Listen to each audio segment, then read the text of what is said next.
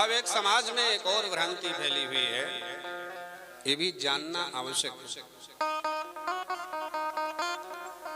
कि भगवान शंकर का भोग ग्रहण करें कि न करें। कई लोग भगवान शंकर का भोग प्रसाद लेने में बड़ा भयभीत होते हैं, डरते हैं, देने लाए ना शंकर जी का नैवेद्य कैसे ले सकते हैं। पता नहीं ये भ्रांति ये किसने दिमाग में भर दी कि शंकर जी का भोग नहीं लेना चाहिए। शिव पुराण के विद्वेश्वर संहिता के 22वें अध्याय में आप नोट कर लीजिए, कभी शिव पुराण गीता प्रेस से लाकर आप देख सकते हैं। विद्वेश्वर संहिता अध्याय 22 में शिव जी का नैवेद्य लेना चाहिए कि नहीं लेना चाहिए पूरा विस्तार से वर्णन है। लिखा है भगवान शंकर का नैवेद्य जो ग्रहण करते हैं वो परम भाग्यशाली होते हैं।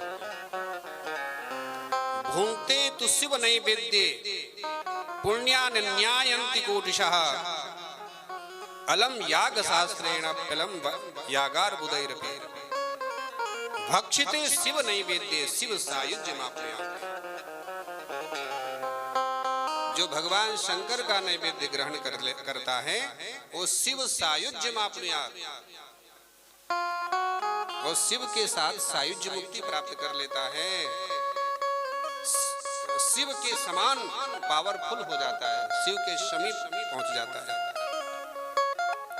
और लिखा है यागार्बुदैरपि,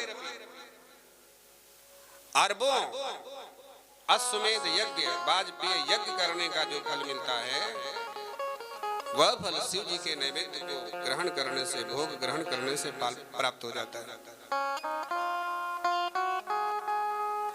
आगतम शिव नैवेद्यम गृहीत्वा शिरसा मुदा भक्षणीयं प्रेत्रेण शिव स्मरण पूर्वकम और विलंबे पाप संबंधो भवन्ते वही मानवा। जैसे ही भगवान शंकर का नैवेद्य सन्मुख आए तत्काल उसे बिना देर लगाए ग्रहण कर लेना चाहिए। जो शिव नैवेद्य ग्रहण करने में विलंब करता है कहते हैं वो पाप का भागी बनता है। नयस्य शिव नैवेद्य ग्रहणेच्छा प्रजायते, जिस व्यक्ति को शिव जी का भोग ग्रहण करने की इच्छा नहीं होती, तिरस्कार करता है, स पापिष्ठः गरिष्ठः स्यात् नरकम यात्यपि ध्रुवम, वो पापी घोर नरक में उठाकर डाल दिया जाता है और अनेक यातनाएं प्राप्त होती हैं। किसको? जो शिव जी के नैवेद्य का तिरस्कार करता है और कहता अब नहीं लेंगे। शिव दीक्षावताम भक्ते नेदम वक्षमितीर्यते, शिव दीक्षान्वितो भक्तो महाप्रसाद संगतम। और जो भगवान शंकर का जो भक्त है उसके लिए तो शिव जी का भोग तो महाप्रसाद के समान है, उसको छोड़कर और कुछ लेना ही नहीं चाहिए। जो शिव मंत्र से तो दीक्षित हैं उनके लिए लिखा है कि सर्वेषामपि लिंगानाम नैवेद्यम भक्षेत शुभम, उनको समस्त शिवलिंग का भोग ग्रहण करने से परम पुण्य की प्राप्ति होती है, परम शुभकर होता है। लेकिन जो अन्य देवता की दीक्षा से युक्त हैं, जैसे वैष्णव हैं, जो राम मंत्र से दीक्षित हैं, कृष्ण मंत्र से दीक्षित हैं, वैष्णव में भी कई शाखा प्रशाखाएं होती हैं, उनके लिए क्या विधान है? बोले उनके लिए भी शिव जी का भोग ग्रहण करने का आदेश दिया गया है। अन्य दीक्षा युजाम नृणाम शिव भक्ति रतात्मनाम, जो अन्य देव की दीक्षा लिए हुए हैं वैष्णव इत्यादि, उनके लिए कहा गया है कि शालिक ग्रामोद्भवे लिंगे रसलिंगे तथा दुजा पाषाणे राजते स्वर्गे सुरशुद्ध प्रतिष्ठिते। उनको किस शिवलिंग का लेना चाहिए? बोले शिव जी के पास अगर शालिग्राम भगवान विराजमान हैं, शिव जी के साथ शालिग्राम भगवान का भी पूजन हुआ है और वहां भोग लगाया गया तो वो भोग वैष्णव जनों को भी परम पवित्र कर देता है। पाषाण लिंग का भोग, राजते चांदी के शिवलिंग का भोग, सोने के शिवलिंग का भोग प्रसाद और सुर सिद्धि प्रतिष्ठित किसी देवता और किसी सिद्ध महापुरुष के द्वारा प्रतिष्ठित शिवलिंग का भोग भी वैष्णवादिकों को पवित्र कर देता है, ग्रहण करना चाहिए। काश्मीरे स्फाटिके रत्ने ज्योतिर्लिंगेषु सर्वशः और चांद्रायण समम प्रोक्तम संभोर नैवेद्य भक्षणम। ये सबको कान खोलकर सुन लेना चाहिए। जिनके दिमाग में ये कचरा भरा है कि भगवान शंकर का भोग नहीं लेना चाहिए, नहीं खाना चाहिए, उनको शिव पुराण का अध्ययन करना चाहिए, शिव महापुराण का अध्ययन करना चाहिए। विद्येश्वर संहिता अध्याय 12 विस्तार पूर्वक इसमें वर्णन। स्फटिक शिवलिंग और जितने भी ज्योतिर्लिंग हैं, 12 ज्योतिर्लिंग, इनका लगाया हुआ भोग, इन पर चढ़ा हुआ भोग प्रसाद उन वैष्णव जनों को भी, शिव भक्तों के लिए तो है ही, जो शिव दीक्षा से अतिरिक्त किसी अन्य देव की दीक्षा से युक्त हैं, राम मंत्र या कृष्ण मंत्र या नारायण मंत्र से दीक्षित हैं, उनके लिए भी चांद्रायण समम प्रोक्तम संभोर नैवेद्य भक्षणम। चांद्रायण व्रत करने का जो फल प्राप्त होता है, वह फल भगवान शंकर का भोग ग्रहण करके प्राप्त हो जाता है। हाँ, निषेध भी है, लेकिन किस नैवेद्य का निषेध है? बोले चंडाधिकारो यत्रास्ति तद भोक्तव्यम न मानवैहि और चंडाधिकारो नो यत्र भोक्तव्यम तच्च भक्तिदा। जहां पर चंड का अधिकार है, उस जगह पर अर्पित किया गया नैवेद्य भोग चढ़ाया हुआ नहीं ग्रहण करना चाहिए किसी भी मनुष्य को, चाहे शिव का भक्त हो और चाहे किसी अन्य देव का भक्त हो। चंड का अधिकार जहां है, वहां पर जो नैवेद्य चढ़ाया गया उसको नहीं ग्रहण करना चाहिए।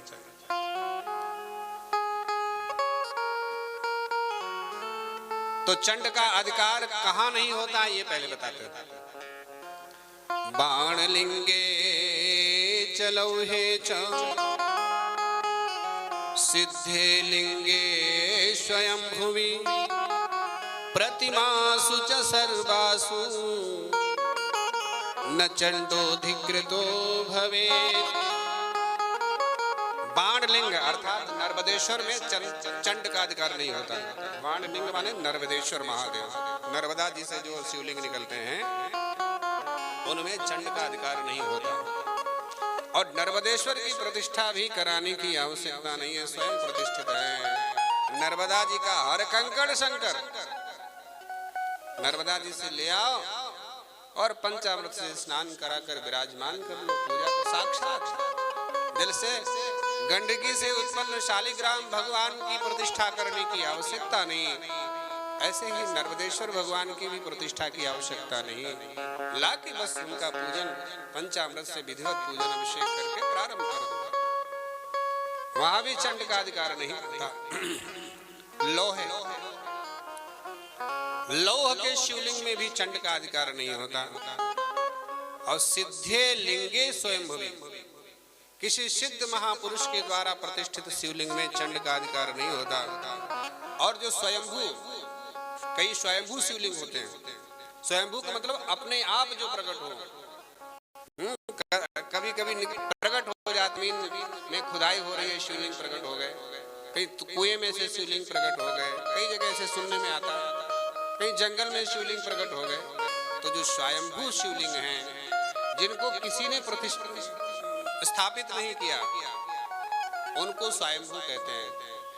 उन स्वयंभू शिवलिंग पर भी वहां पर भी चंड का अधिकार नहीं होता, वहां भी अर्पित किया गया नैवेद्य चांद्रायण व्रत के समान फल प्रदान करता है। और प्रतिमासु च सर्वासु, जितनी भी शिवलिंग की प्रतिमाएं हैं, मैंने बताया ना, अन्य सभी देवताओं की पूजा सिर्फ प्रतिमा के रूप में होती है, मूर्ति रूप में होती है, लेकिन भगवान शंकर ही ऐसे देव हैं जिनकी दो रूपों में पूजा होती है, प्रतिमा के रूप में भी होती है और शिवलिंग के रूप में होती है। प्रतिमा साकार रूप है और शिवलिंग भगवान शंकर का निराकार रूप है।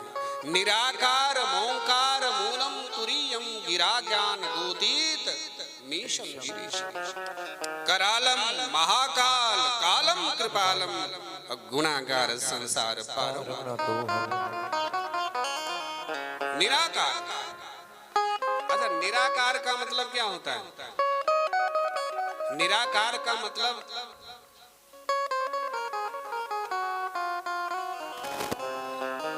निर्गतः आकारा निराकारा,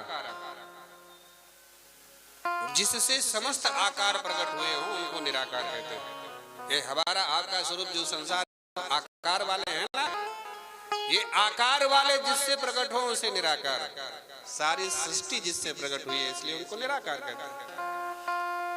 और जो किसी एक आकार में बंधे न हो, अर्थात हर आकार में जो विराजमान है, हर रूप में जो है विराजमान है, उनको निराकार कहते हैं।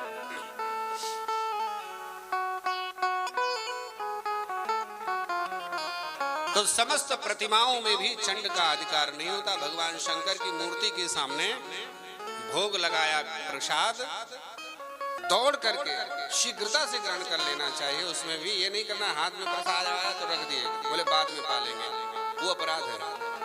प्रसाद आपको मिले तो सबसे पहला काम है प्रसाद ग्रहण करना, उसके बाद दूसरा काम करना। अच्छा एक समस्या और, चरणामृत मिला, शिव जी को अभिषेक कराया पंचामृत से, हाथ में चरणामृत मिला, पिए और यहाँ पोंछ लिए, पी के यहाँ पोंछ लिए, ये गलत है।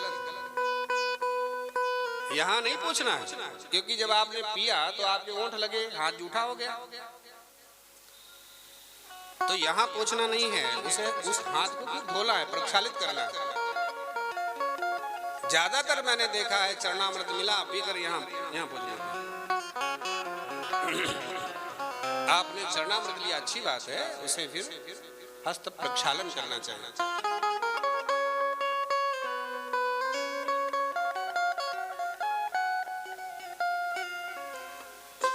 लिंग, अच्छा चंड का अधिकार कहाँ होता है ये बता रहे हैं कि लिंगो परिचय द्रव्यम तद्ग्राह्यम मुनीश्वरा सुपवत्रम तजगेयं लिंग स्पर्श बाह्यता। जो भगवान शंकर की ऊपर, पिंडी के ऊपर जो चढ़ा है वो चंड का है। भगवान शंकर की पिंडी के ऊपर जो भोग रख देते हैं वो वाला भोग नहीं लेना चाहिए, वो किसी को भी नहीं लेना चाहिए, चाहे शिव भक्त, शिव का मंत्र लिया हो या दूसरे किसी देवता के मंत्र से दीक्षित। सिर पर जो चढ़ा हुआ वहां पर चंड का अधिकार होता है, वो नैवेद्य किसी को नहीं लेना चाहिए। और देखिए ये है ना, एक सूक्ष्मता से विचार करने की बात है। लोग इतना ज्यादा भावुक होते हैं कि जब भोग लगाने जाते हैं तो उसको तोड़ करके दाल सब्जी कढ़ी ये सब लेके मूर्तियों के मुंह में लपेट देते हैं, ले खाओ खाओ, और अपना काम करके चले जाते हैं। फिर कुत्ता आके मूर्तियों का मुंह चाटता है। जो तुम चिपका के आए हो, फिर कुत्ता इंतजार में खड़ा, ये हटे तो हम मुंह चाटे जाके। ये कोई परंपरा नहीं है। तुम तोड़ तोड़ के मुंह में करके चले आए, बाद में कुत्ते से मूर्तियों का मुंह चटवा रहे हो, तो तुमने पुण्य किया या पाप किया? बहुत बड़ा अपराध कर दिया। टुकड़े तोड़ने की आवश्यकता नहीं, ऐसा कोई विधान नहीं है। आप नैवेद्य की थाली सजाकर भगवान के सामने अर्पित करो, पीठ पर पर्दा ग्रहण कर लगा दो, तुलसी पत्ती डालकर घंटी बजाकर पर्दा लगा दो, बाहर निकल जाओ और भाव रखो मेरे प्रभु भोजन ग्रहण कर रहे हैं, भोग लग जाता है। अब तोड़ तोड़ के टुकड़ा रख दिए, सब्जी में लपेट के, कढ़ी में लपेट के, अब मूर्ति के मुंह में जो है चिपका दिए, ये कोई परंपरा नहीं। अथवा ले जाकर सामग्री जो है सिर पर धरी। अच्छा, मान लिया आपको कोई भोजन कराने आए और भोजन की थाली सिर पर रख दे, या सिर के ऊपर कढ़ी परोस दे, उसी पर चावल, उसी पर दाल, उसी पर रोटी रख दे, कैसा लगेगा? भोजन की थाल तो सामने होनी चाहिए, सिर पर नहीं। इसलिए शास्त्र में लिखा हुआ है कि भगवान शंकर को जब भोग लगाओ तो उनकी खोपड़ी पर नहीं चढ़ाना है, उनके पास में जो है वो रखो। जो जलहरी है आप वहां रखो, पास में रख दो, दोने में भोग वहां लगाना चाहिए, सिर पर रखना ही अपराध है। और पास में जो भोग प्रसाद आपने लगाया वो भोग प्रसाद महाप्रसाद होता है, अनेक जन्मों के पापों को नष्ट कर देता है। वो चाहे वैष्णव हो, चाहे शैव हो, चाहे शाक्त हो, चाहे शौर्य हो, चाहे गाणपत्य हो, किसी भी संप्रदाय का हो, जो भगवान शंकर का भोग उनके समीप में रख करके लगाया गया है, वो सबको ग्रहण करना चाहिए, सबको पवित्र कर देता है। सुपवित्रम च यज्ञीयम यज्ञ लिंग